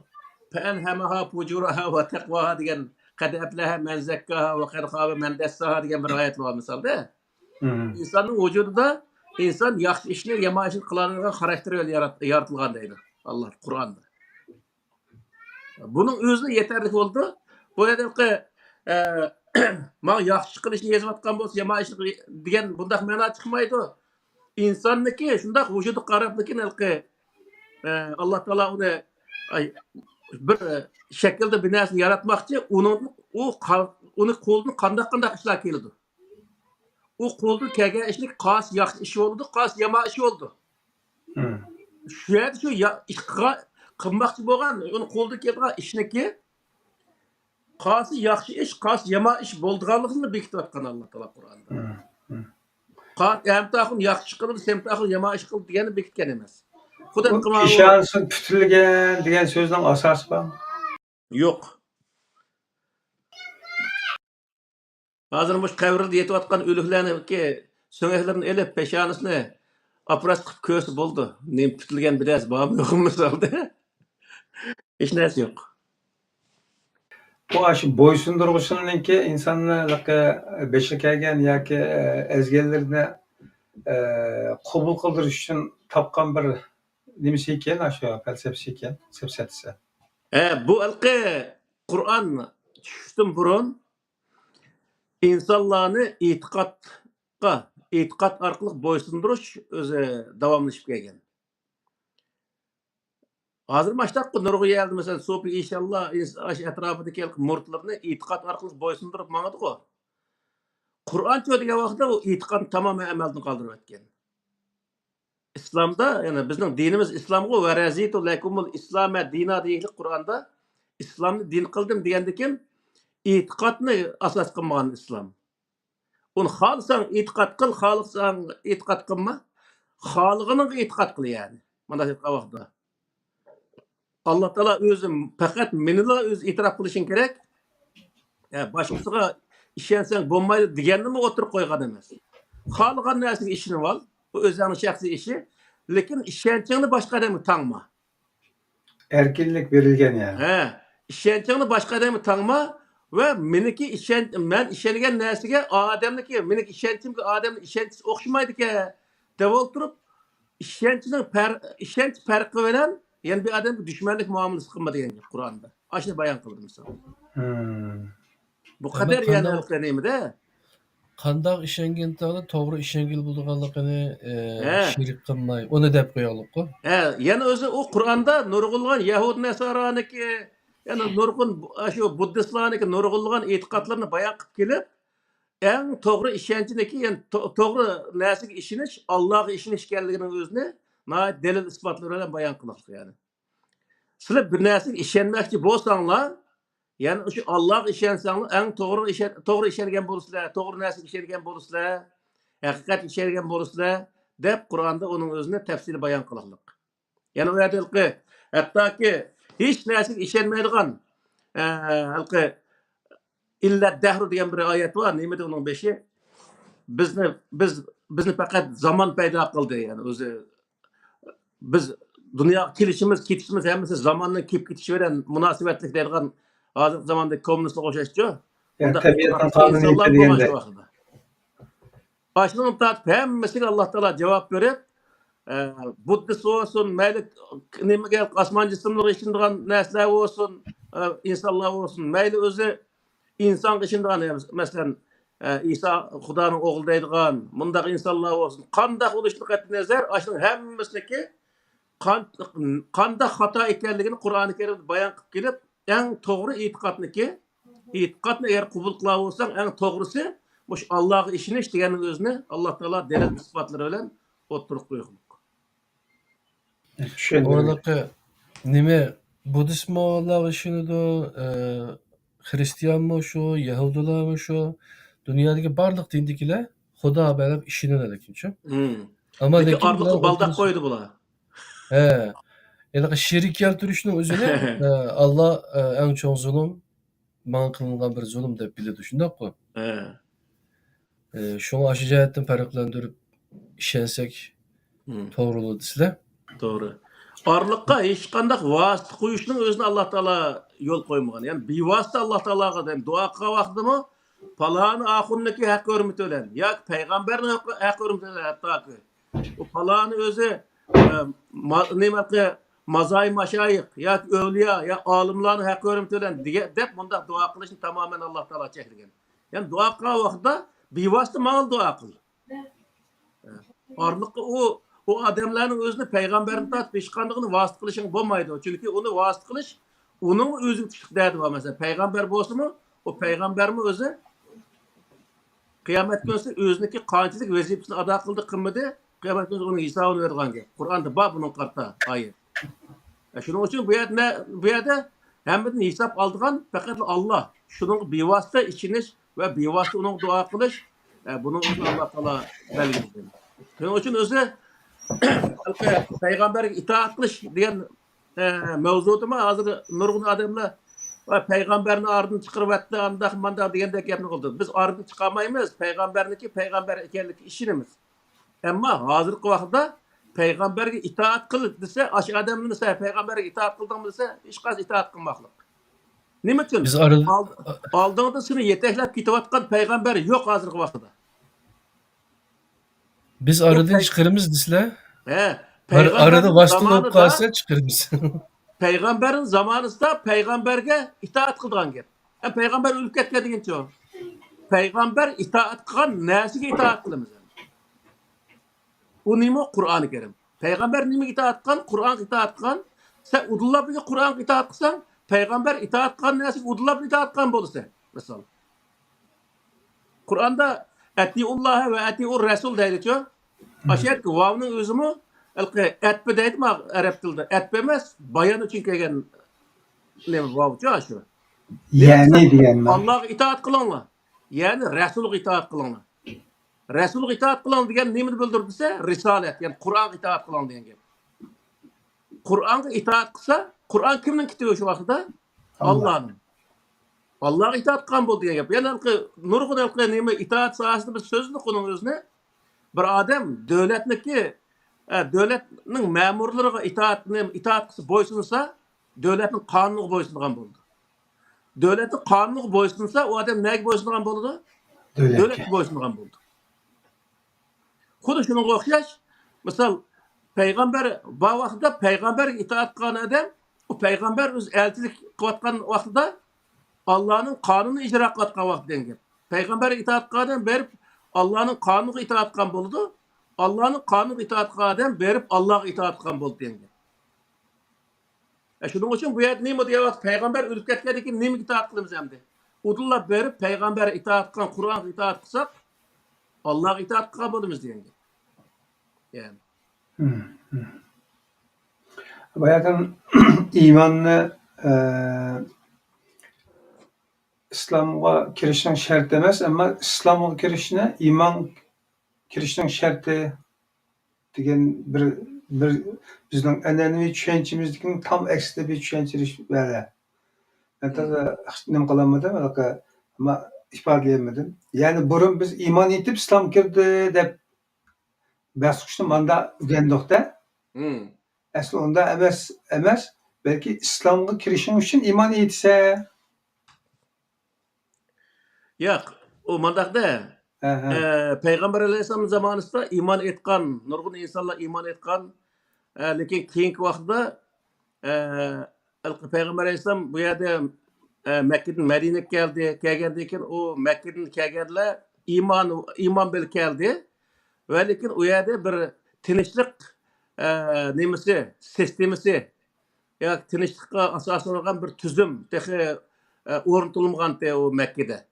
Madinaga kelgandan keyin payg'ambar alayhissalom Makkadagi mushriklar, yahudlar, osonlik xristianlar va o'zi bilan birga kelgan o'zi musulmonlar hammasi birlashib bir tinchlik kelishimi tuzdi. O Qur'ondagi prinsiplarga asosan, ya'ni lakum dinukum valiyadin prinsipiga asosan hamma odam o'zining dinida qoldigan, Madinada hammasi inoq yashaydigan, bir-birisining dini e'tiqod sababli bir-birisiga haqorat qilmaydigan, bir-birisiga dushmanlik qilmaydigan bunday shart ostida Qur'oni Karim shu prinsiplarga asosan shu kelishimga qo'l qo'ydilar.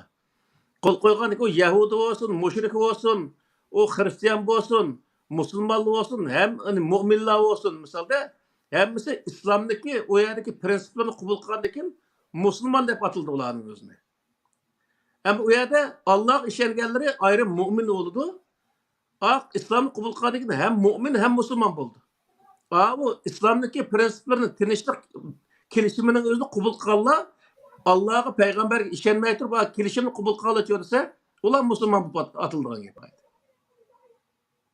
Şuna şu tarihi manbalardagi voy falan musulmon bo'ldi, endi musulmon bo'lib, piston musulmon bo'ldi deb uni musulmon bo'lganlik bilan ifodalab mo'minlikning qatoriga birga qo'shib o'tganlik sababdan keyin o'tirib chiqqan nurg'un fitna fasodlarning manbasini, ma'nosini yashayolmay qolibdi-da insonlarimiz. Albatta. Hem bu yerdeki narsa nima degan vaqtida bir odam iymon etgan bo'lsa, yani la ilaha illalloh Muhammad Rasululloh deb o'zi, yani Allohniki bor birlikka qarta iymonni etib, shu Allohga, farishtalarga, kitoblarga, payg'ambarlarga, oxiratga ishongan bo'lsa, u odam mo'min bo'ldi. Va lekin u odamning o'zi jamiyat tartibini buzib, hokazo qilgan bo'lsa, u islomni buzdi degan gap bo'ldi yani. Islom degan nima? Tinchlikni buzdi degan gap bo'ldi. Tinch bir jamiyatni buzdi. Tinch bir jamiyatga buzg'unchilik qildi degan gap bo'ldi. Uni Qur'onda mufsid deydi. Iymon etgan odamlar mufsid bo'lsa, yana o'zi Qur'ondagi mana Sura Baqarniki Sura Baqarning 9-oyat ekan. Ve minen nasi men yaqulu amanna billahi ve bil yevmil ahir ve ma hum bimu'minin yukhadi'una Allaha vellezina amanu ve ma yahda'una illa anfusahum ve ma yashurun. degan mush oyatning o'zi nima deydi desa, bir qism insonlar Alloh va oxirat kuniga ishondik deydi, ularni mo'min degili bo'lmaydi deydi Alloh taolo. Qur'onda deyapti buni. Nima uchun degan vaqtda yuhadiunalloha vallazina amanu. Allohga hiyla ishlatdi. Ya'ni mo'minlar hiyla ishlatdi. Ya'ni boshqa mo'minlar hiyla ishlatdi. O hiylagarlik Qur'oni Karim cheklangan. Birisini to'zoqqa tushirish, birisini aldash, hiyla ishlatish bu Qur'oni Karim cheklangan. Unda Qur'oni Karim islomda cheklangan narsani bu odam qilganligi uchun bu nima bo'ldi desa, va ma hum bi mu'minin deydi Alloh taolo. İslam prinsiplariga amal qilmagan odam iymondan chiqardi. İslamning butun prinsiplari iymon etgan odamning amal qilishi shart belgilangan narsa. Ammo bir odam musulmon bo'lgan bo'lsa, Allohga ishonmay, payg'ambarga ishonmay va hokazo degan bo'lsa, u ishonmay turib islom prinsiplarini qabul qila oladi. Masalan, Abu Sufyan tarixda aniq turdi-ku. Abu Sufyan shu o'zi yani boshqa oyatlar bor, masalan, vaqalatul arabu amanna qul lam tu'minu valakin qulu aslamna degan oyat bor Qur'onda. Evet. Bir saralik arablar kelib biz amanna degan vaqtning o'zida ular sen amanna demanglar, aslamna denglar deydi. Aslamna deganning o'zi nima desa, tinchlik nimasiga biz kirdik. Yani jamiyatliklarga tinchlikni buzmaymiz, bo'ldi, tinch birga yashaymiz degan mushu o'zi nimaga biz qo'l qo'ydik, ashuna kirdik deb ashuna e'tirof qilganligini bildirdi. Ama mushu oyatda ajoyib aniq ro'shan ayrilibdi. Shuning uchun bu yerdagi narsa nima desa, bir odam islomni qabul qilsa, u odam mo'min bo'lmay turibmi islomni qabul qila oladi. Ya'ni hech qanday o'zining e'tiqodi xristian bo'lsin, yahudi bo'lsin, yoki mushrik nima, butparast bo'lsin, nim bo'lsin, u ya'ni o'zi mo'min Allohga ishonmagan holatdami, ya'ni islomga kira oladi degan gap. Ammo bir odam Allohga ishonib turib, ishongan bo'lsa, islomga kirmasa, u iymon bo'lmaydi degan gap. Ajoyib. Chunki nima uchun degan vaqtda iymonga yaxshi ish qilish shart qilingan.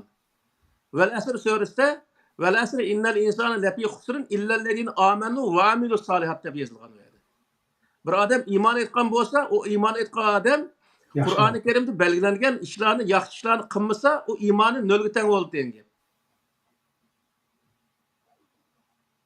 Shuning uchun o'zi iymoni bo'lsa-mu, u odamning o'zi islomga buzg'unchilik qilsa, u odamning qilgan o'zi buzg'unchiliginiki eg'ir qarta jazo berildi. Agar qattiq eg'ir bo'lsa, hatto o'lim jazosi. Uniki iymoni hech qanday u yerdagi jazoning berilishiga to'sqinlik qilolmaydi degan gap.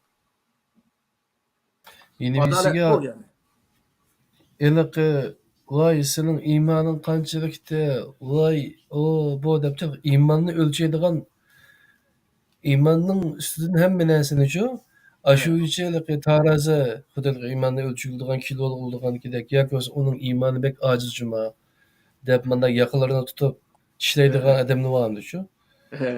Bunga nisbatan qanday bo'ldi masalan?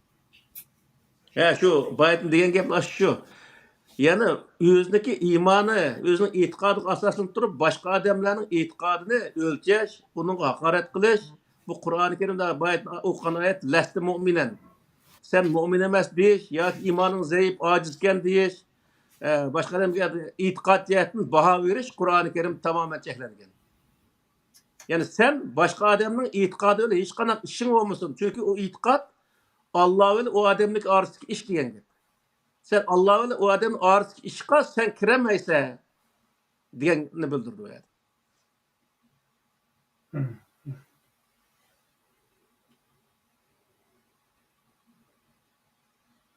Tamam.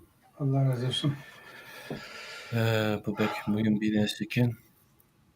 Bizlarga hamma narsani iymonning ustiga qurib, butkul bu o'zimiz yashamoqchi bo'lgan islomni shu yichaliqi yashab kelgachga qanday yashasanglar shundoq ishinizlar deydi emasmi? Biz shuni shu ishinib bizcha bundan mang'achqa nurg'un narsa qalaymaqan xodaliqi turklar arab sachi gibi deb qo'ydi. To'lqo'dinning paytpistak deb qo'yamiz biz. Ayda yishemay bir tugundichu. To'qonoq deymiz uni. Andaki bu Qur'on her qanday narsaga iymon iymon ko'zi bilan qarashni nima qilmaydi, bo'rmaydi. Islom ko'zi bilan qarash lozim Qur'onda. Onun uchun o'zi iymon ixtiyor, islom majburiy, ya'ni. U yerda bir islom iymon ko'zi bilan degan gapning o'zi, men Alloh ishongan bir odam bo'lsam, hamma odamga menga o'xshash iymon keltirgan bo'lish kerak u odam. Bu odam o'zi mandaq qilgan bo'lish kerak, namoz o'qigan bo'lish kerak, ro'za tutgan bo'lish kerak degandek shartlar bilan men uning u ko'z bilan qaragan vaqtda u Alloh taolo ko'rsatgan ko'z bo'lmaydi degan gap. Sen u yerda u Allohning aradagi ish bo'lgandan keyin uni o'zingga ep qol. Yo'q cho'qqa sen ol uni. Ammo sirt chiqqan vaqtda islom ko'zi bilan qaraysan. Islom ko'zi degan nima degan vaqtda har qanday odam diniy e'tiqodi o'ziga. Ammo jamiyatda barobar yashash, adolat ostida yashash, inoq yashash bu yerda islom ko'rsatgan yo'l degan nim bo'yicha yashaysan degan gap. Ko'z bilan qaraysan degan gap.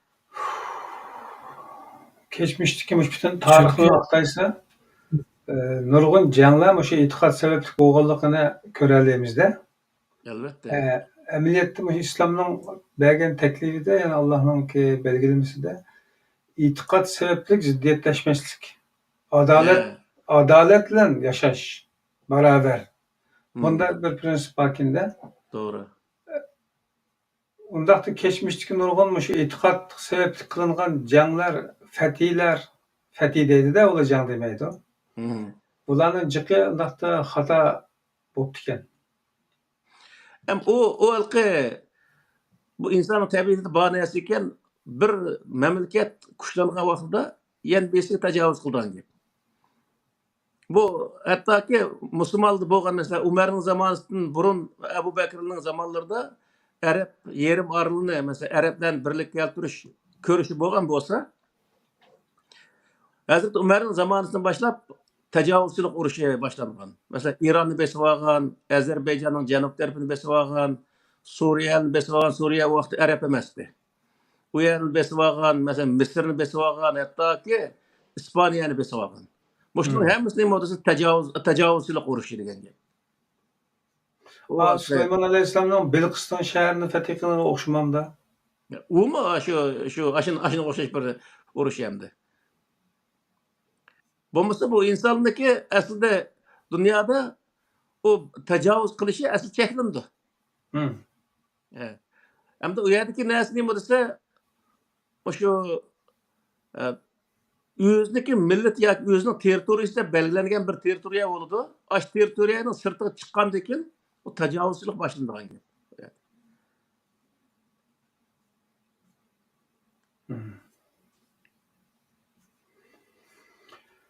Xayr.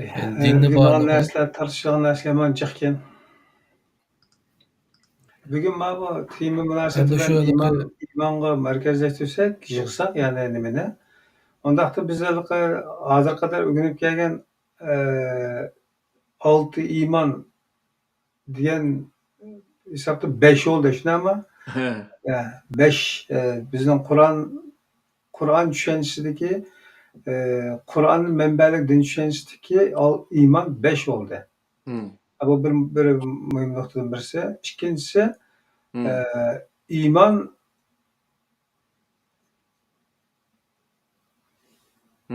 islomning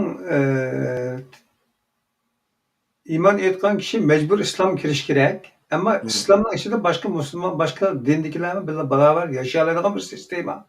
Mandaqchi iymon uchun islom shart. Tushundingmi? İslam için iman şart emas. Tamam, yeşilda. Nima uchun demaysiz? Tamam, nayet aniq oldi endi. Tamam. Mana endi hozir mana shu tushunchalar, masalan, iymon islom tushunchasiniki shu bir qancha programmalardagi yeshilishidan tarixiy manbalardagi shu Muaviya bo'lsin yoki nima bo'lsin, Abu Sufyonlar bo'lsin, shularninki qanday iymon etganligi, ya'ni iymon etmabdi-da, qanday islom kirganligi yeshildi-da hozir.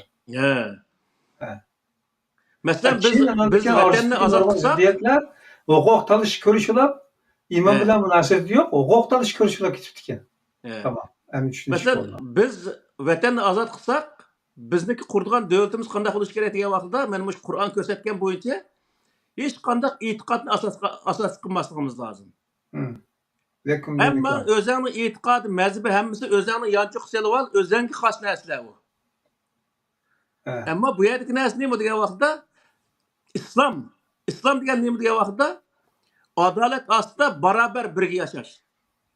Inoq bir jamiyat qurib barobar birga yashash. Islomniki tushunchasi bu. islomni tinchlik adolatni barobarlikni tashabbus qildi. Buning o'zi ikkisini birlashtirgan vaqtda islom degan nima degan vaqtda adolat ostida barobar yashash.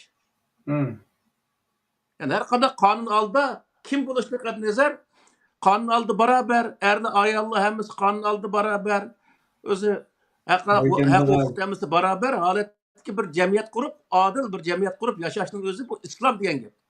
U yer masalan bizning vatanda bu Alloh ishonadigan insonlar bo'lishi mumkin, Hristiyan bo'lib ketgan insonlar bo'lishi mumkin, Yahudisi bo'lishi mumkin, hech qanday narsaga ishonmaydigan insonlarimiz bo'lishi mumkin Uyg'urlarning ichida. U vaqtda sen e'tiqod sababli bu insonlar bilan jadallashmasliging lozim. U e'tiqodning hisobini Alloh berdi, sana bermaydi.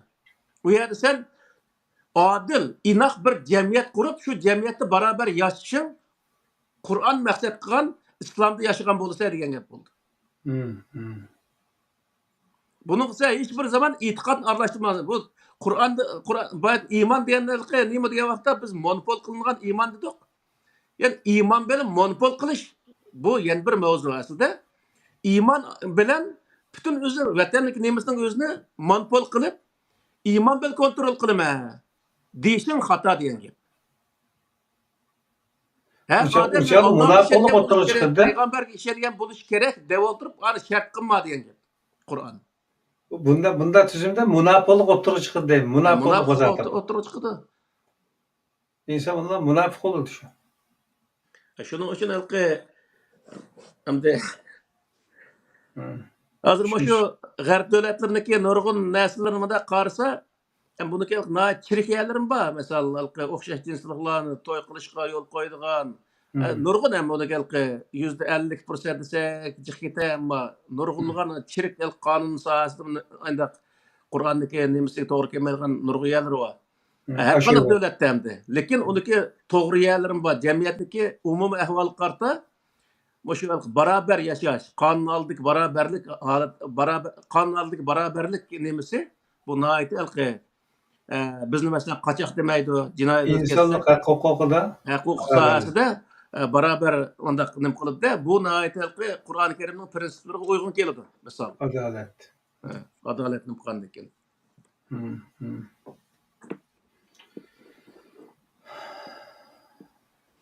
Yaxshi oldu. Endi biz Abdülaziz sizga qoldi. Munofiq to'g'riliq gap chiqib qoldi masalan-chu. Bu munofiqlik bu iymonga qarata masalan nima qilib bo'lamdi yoki bo'lmasa boshqa bir ishmi bu munofiqlik? Masalan, ko'rganchadan u munofiq, bu munofiq deb munofiq qichqirg'ach pek jiqqa. Buni qana tushunamiz. Hamda munofiq deganning o'zini Qur'onda shu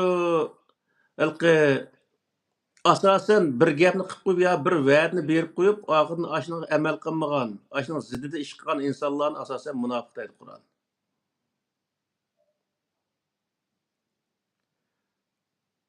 Tamam, o to'g'riliq yana ayirib to'xtalamiz. Nima? Ana o'sha bugun asosan yaxshi bir ders oldu. Qaldisi qarindoshlarning keyini qaytadan ig'ir besiqlik bilan kallaningda silkib etib, qayxmanda demlab anglab chiqishini umid qilamiz. Qabul qilmoq biroz tez, ammo lekin Qur'ondagi bir ko'rsatmalarga asosan deyilayotgan so'zlar. Şuna bizning iymonimizni agar Allohga ishongan bo'lsak, bu islom dinini Allohning dini deb qabul qilgan bo'lsak, o chog'da albatta shu Alloh talab qilgan narsalarga iymon keltirishimiz kerak. Agar uningdan sirt qitilgan narsalar bo'lsa, buni yashamoqmi bek tez bo'lib qoladi. Undan keyin boshqa chataq ishlarmi chiqadi hamda shu. Şoňlaşky garyndaşlarynky Qur'anda tilga alyngan iman, togrulyk gaýta izinip bekişini tileýmiz. Hatda iman bilen emel birgi boluş gerek dep aýatmy ustazma täkidlep ötdi. İnşallah imanymyzga ýarşa ýaxşy emellerni kılışny Allah bizge nisip kılsın. Şonuň üçin Kur'an'a gaýta öýredik. Bizning maksatymyz ýa Muhammed Aleyhisselam'ny aradan ilgi Muhammed Aleyhisselam karşı bir ne sözlügen işimiz yok. Omu Allah'ın elçisi elbette Kur'an'dan yetkizildi. Kur'an'a amel kıldı. Ustazma şu doğruluk izlenip bize yaxşı mezmunlarını sunuyordu. Allah razı olsun ustaz. Anda 86. kısımlık programda yine görüşümüz. Başka deydiğin gap var mı yok mu? 86. kısmında şu imanla sözlügen ibadetin tügüt otaylı şunu onun 86'sı ibadet oludu. Şunu onun Anlaydı yaxşı. İkisi bir tutkan. monopol kılınan ibadet sahası toxtulumuz inşallah. Şunu görüşümüz. Allah emanet. Allah razı olsun. Ederlik Hidayla ekranının körülmeleri bugünkü Kur'an'da Nezer programımızdaki 85. sani monopol kılıngan iman barıdaki dersimiz tügüde. Esselamu Aleyküm ve Rahmetullahi ve Berekatuhu.